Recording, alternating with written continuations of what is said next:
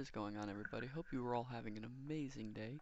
And in today's video, guys, I'm going to be answering the question of should you play Warframe in 2023? Honestly, Warframe has been one of my favorite games over the years, and with Very Paradox coming out here in the next month, I thought this would be the perfect time for anyone who's kind of on the edge of if they want to get into Warframe, if they think they should do it or not. So if you guys do enjoy today's video, I would really appreciate it if you could hit that thumbs up and that subscribe button. It always means a lot to me. But without further ado, let's get right into today's video. So if you have never heard of the game Warframe, what Warframe is it's a free-to-play action looter shooter with a kind of a limited MMO aspect created by Digital Extremes. So the saying of ninjas in space is exactly what you get here. It's a bunch of sleek and stylish frames blazing through and tearing up the solar system. Warframe takes the looter shooter approach by having you constantly collecting new warframes and weapons, now with the game having over 52 unique warframes and over 400 plus weapons, while over time you're acquiring new mods and equipment to make your arsenal that much stronger. You will complete many different kinds of missions and objectives on multiple sets of tiles changing from planet to planet with randomly generated tiles to constantly make the mission feel new and exciting. To help avoid the burnout of doing the same kind of missions over and over again, they also have 3 beautiful open worlds to explore with their own unique quests and factions. The multiplayer is limited to 4-player co-op unless in a hub area outside of an open world, which is really where the MMO aspect is kind of lacking, but don't expect to go questing out in the open world and see many other players out there with you. This is a completely free-to-play game that anyone can download on almost all consoles, whether on PlayStation, Xbox, Switch, PC, and even mobile in the future. At the time of recording this video, it is still in beta testing, but is Warframe worth playing in 2023? Well, let's get into that. So personally, I've been playing Warframe since 2014. I started originally on PlayStation and I switched over to PC back in 2016, I think, where I've been playing ever since. I have over the years taken breaks from the game, sometimes 6 months to a year, which is very common with this game due to the intense grind and repetition you're gonna feel, but no matter what happens, you always seem to come back. So they did something right there. They kept me engaged for almost 9 years because for personally, I'm addicted to the gameplay. The movement is fast-paced, combat is the highlight of this game. Every ability is smooth and satisfying, the weapons feel great shooting, and don't even get me started on the melee spamming. E has never felt so good to press over and over again. Another big thing for me is the Warframe community. I am personally a part of a great clan with a bunch of old and new players, but playing this game with friends in my clan and it's just a blast. The abilities working together and the flow of everything, it just works great. But let's say you don't have friends. Warframe is actually very solo friendly. Everything in this game can be done solo. You can even make your own clan and pimp out your own dojo, but I don't recommend doing that if you're a new player. But the customization is there, so no matter what kind of style of gaming you like, Warframe has something for you. So moving on from the kind of the basic mechanics that I love, I also fell in love with this game because of the story. The Warframe story and lore is constantly being added to and expanded. The lore and history of this game goes so deep, and if you really enjoy a good story game, I really think Warframe has a great one to tell. The first quest that you're going to encounter will be Vor's Prize, or possibly with the upcoming update Very Paradox, which is adding a new way that you can start the game.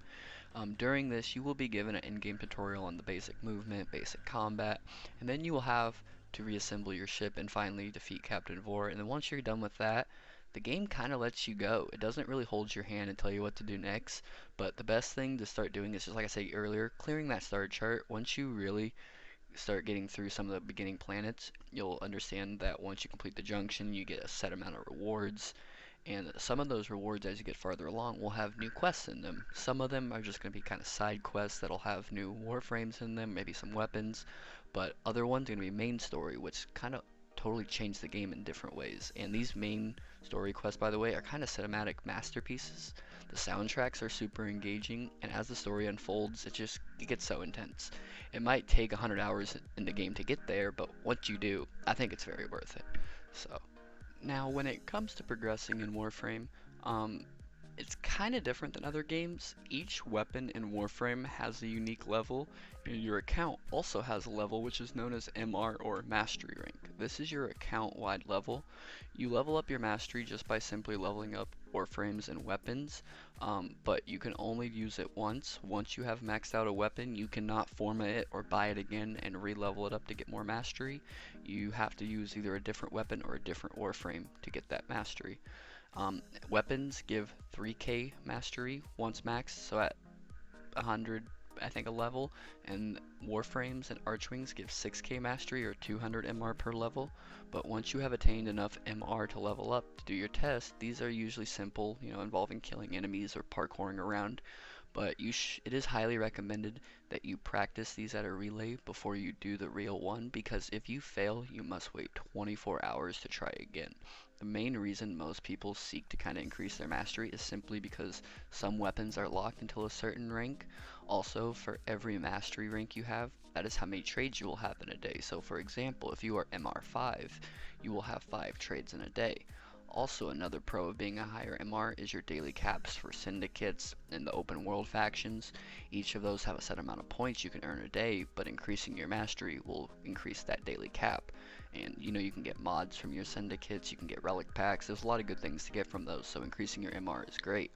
But MR doesn't always tell you how good someone is necessarily, it just shows an indicator of how many weapons and warframes they have obtained and leveled over the time, so it's kind of how much time they've put into the game, really. So far in this video, I have mainly talked about the positives or my favorite parts of the game, but now let's kind of talk about the cons or maybe the controversial topics of the game, and let's start with the microtransactions and the free-to-play model that Warframe does have. So this game has an amazing player-ran economy, the premium currency there being platinum, which can be bought with real-life money or traded with other players for those rare items in game. So again, you have complete freedom whether you want to play for free or pull out that credit card and become a whale for the game. It's totally up to you. But something that is need to be said, when you go into the market on your ship, you will see everything has a plat price. New players might think everything costs real money and never touch the game ever again. However, if you click over on most items, you can actually purchase the blueprint with credits, and you will be able to build it. And unfortunately, it does have a time behind it and some resources, but it's not going to cost you any real money. It's only going to cost you time, and that's about it. So what's more important to you, your time or money? That's for you to decide. However, you will start with 50 platinum as a new player. Now this is untradeable, so you cannot buy from other players, but what you can do is you can go into the market and you can buy Warframe and weapon slots. These are needed for expanding your inventory, so you don't have to sell Warframes or items that you want to keep to obtain new ones. So yes, it can be tempting to buy a skin or a color palette, but please wait until you have a consistent stream of platinum coming in before you do that. I just think this game kind of sucks when you can't have that variety. You can't hop from Warframe to Warframe, throw on a bunch of different weapons. If you're stuck to those first 2 Warframes and 4 weapons, it kind of sucks. So now, while I was talking about platinum, there is another currency in game, and that's credits. Like I said earlier, these are to purchase blueprints or other items off the market that don't cost plat. You will always need credits, but these are fairly easy to obtain. So with everything being earnable in game except prime cosmetics, and that's kind of about it.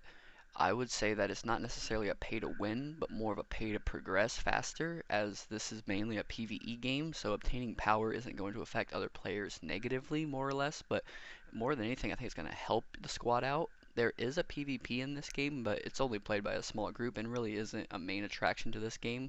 You go ahead and give Conclave a try to see what you think, but personally, it's not my main attraction to this game. The final thing I wanted to discuss today is the learning curve to Warframe. So the biggest problem Warframe has is its retention rate with new players and keeping them engaged. There are so many systems that it can be overwhelming for a new player. The best advice I have for this is play at your own pace. Don't rush through the game, just enjoy the grind. The game itself doesn't do a great job at explaining to new players, especially when it comes to the mods section. Mods are where all your power comes from, not the Warframe or weapon itself. You can always go to the wiki or watch a video on anything in the game. The community is very helpful in inviting for new players, but I do wish that the developers did a better job at explaining some of these core mechanics to the game, because once you really get into the modding, this game just provides so much. I've probably spent a good hour of my life in the simulacrum just testing builds, seeing how powerful I can become, and just how big I can get that number to be. I mean, that's what really matters at the end of the day. So guys, my final verdict on the subject has to be, I definitely think Warframe is worth it in 2023. We have a lot of updates to look forward to with the very paradox and whatever's coming next.